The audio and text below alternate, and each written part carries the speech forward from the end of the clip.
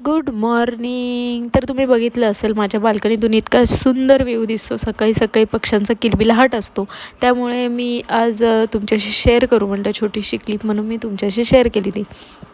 तर इथे मी मुळ्याचे साल काढून घेतले आणि त्याला छान असं किसून घेतलं, कारण टिफिन फक्त त्यांचाच होता.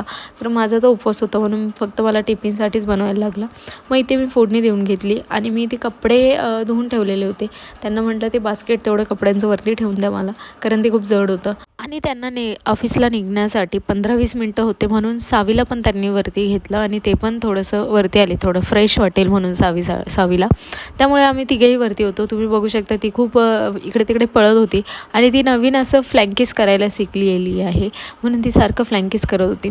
आणि मी इथे सगळे कपडे वगैरे वाळत टाकले आणि मग नंतरून ते ऑफिसला गेले. मी देवपूजा केली फास्ट आणि सावीला थोडंसं झोपवलं. तोपर्यंत मी आवरून घेतलं हरतालिकेचं. ही नऊवारी माझ्या लग्नाची आहे म्हणून मी आज तीच घातली होती.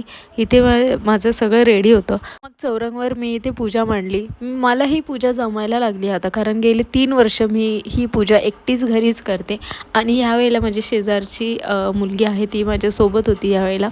त्यामुळे मी पूजेचा पूर्ण व्हिडिओ घेऊ नाही शकली सावीमुळे, कारण सावी खूप आजारी होती आणि मला तिला बघून सगळी पूजा करायची होती, म्हणून मी आरती करताना छोटीशी क्लिप घेतली.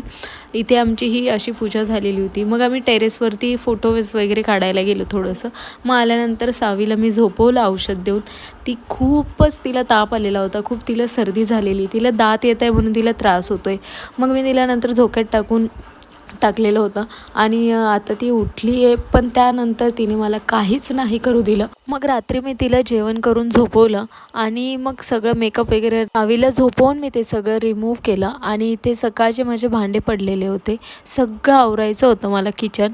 मग मी ते आवरून घेतलं आणि त्यानंतर रात्रीचे 12-12:30 झालेले होते आणि आता मला झोपायचं होतं आणि सकाळी लवकर उठून मला नैवेद्य पण करायचं आहे.